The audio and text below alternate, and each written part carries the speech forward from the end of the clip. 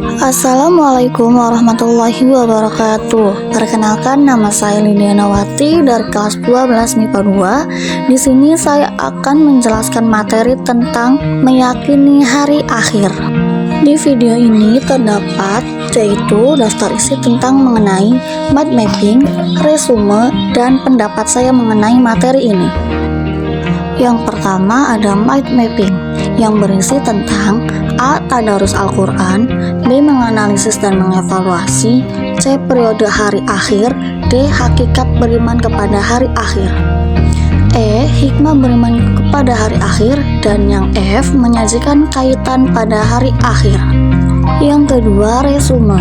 Surat Al-Quran ayat 1-11 adalah surat ke-101 dalam urutan Mashaf Al-Quran yang terdiri dari 11 ayat. Surat ini diturunkan di kota Mekah dan tergolong surat Makkiyah.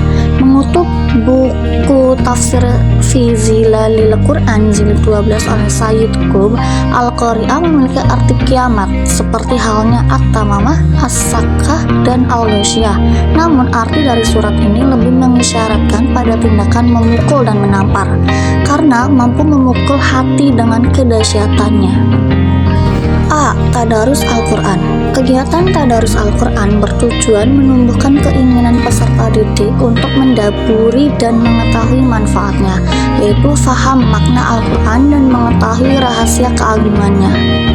B. Menganalisis dan mengevaluasi. Hari akhir menurut bahasa artinya hari penghabisan. Quran Surat Al-Baqarah surah kedua ayat 177 juga disebutkan hari pembalasan. Quran Surat Al-Fatihah ayat 4. Adapun menurut istilah hari akhir adalah hari mulai hancurnya alam semesta berikut, isi dan berakhirnya kehidupan semua makhluk Allah Subhanahu wa Ta'ala. Hari akhir juga disebut hari kiamat, yaitu hari penegakan hukum Allah Subhanahu wa Ta'ala yang seadil-adilnya. 1. Hari akhir menurut Al-Quran. A. Kiamat sugro atau kecil. Kiamat sugro adalah peristiwa datangnya kematian bagi semua makhluk, termasuk manusia yang bersifat lokal dan individu. Firman Allah Subhanahu wa Ta'ala. B. Kiamat kubro atau besar, peristiwa berakhirnya seluruh kehidupan makhluk dan hancur leburnya alam semesta secara total dan serentak. Proses terjadinya hari kiamat tersebut dijelaskan oleh Allah Subhanahu wa Ta'ala dalam banyak ayat, diantaranya dalam Quran Surat At-Takwir. 2. Hari kiamat menurut ilmu pengetahuan. A. Menurut geologi, bumi terjadi dari gas yang berputar atau chaos katastrof. B. Menurut teori fisika, letak matahari adalah 149597870,7 km. Dari jauhnya bumi, sinar matahari sampai ke bumi selama 8 menit 20 detik. 3. Bukti indrawi terjadinya hari akhir. A. Peristiwa pembunuhan yang dipermasalahkan oleh Bani Israel akan dihidupkan kembali oleh Allah Subhanahu wa Ta'ala hanya dengan perantaraan daging sapi yang dipukulkan ke tubuh orang yang terbunuh. B. Peristiwa Nabi Ibrahim dan burung-burung yang dicincangnya kemudian diletakkan di tiap-tiap bagian di atas bukit, lalu Allah Subhanahu wa Ta'ala firman, panggillah, niscaya mereka datang kepadamu dengan segera. C. Periode hari akhir. Setelah alam semesta hancur secara total dan kehidupan semua makhluk Allah Subhanahu wa Ta'ala berakhir, maka mulailah manusia menjalani tahapan kehidupan baru dan proses menuju alam barzah. 1. Yaumul Ba'ts. Sesudah hancur dan musnahnya alam semesta termasuk manusia, terjadilah hari kebangkitan. 2. Yaumul Hasr. Yaumul Hasir yaitu hari berkumpulnya manusia setelah dibangkitkan dari kuburnya masing-masing. 3. Buku catatan. Setiap manusia di alam mahsyar mempunyai buku catatan atau kitab perjalanan hidup yang sudah dicatat malaikat Raqib dan Atid. 4. Yaumul Hisab dan Mizan.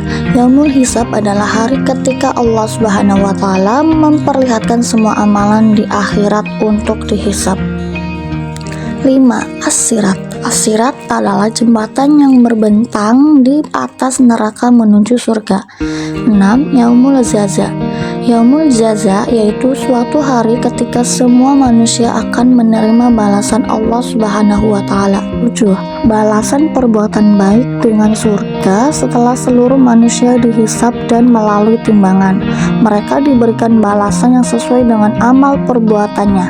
8. Balasan perbuatan buruk dengan neraka. Adapun orang yang selama hidup di dunia lebih banyak mengerjakan perbuatan jahat, maksiat, tercela, dan kafir terhadap Allah Subhanahu wa Ta'ala. D. Hakikat beriman kepada hari akhir. Iman kepada hari akhir merupakan rukun iman yang kelima yang harus diyakini oleh setiap umat Islam.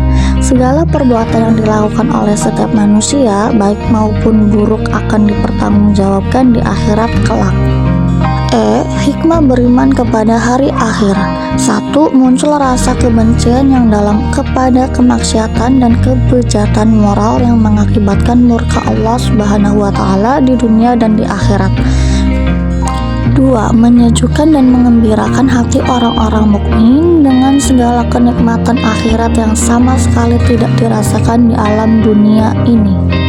3. Senantiasa tertanam kecintaan dan ketaatan terhadap Allah Subhanahu wa Ta'ala dengan mengharapkan maunahnya pada hari itu. 4. Senantiasa termotivasi untuk beramal baik dengan ikhlas. 5. Senantiasa menghindari niat-niat yang buruk apalagi melaksanakannya. 6. Menjauhkan diri dari asumsi-asumsi yang mengkiaskan apa yang ada di dunia ini dengan apa yang ada di akhirat.